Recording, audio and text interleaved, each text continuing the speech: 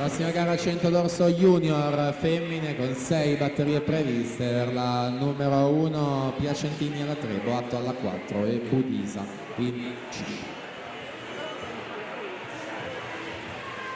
E troviamo quindi Alessandro Gambatesa al centro della vasca per la Rarinantes Torino, netto già il vantaggio, più di una lunghezza di margine, 28 e 34 su Centron 29 e 81, quindi Agnolin 29 e 98.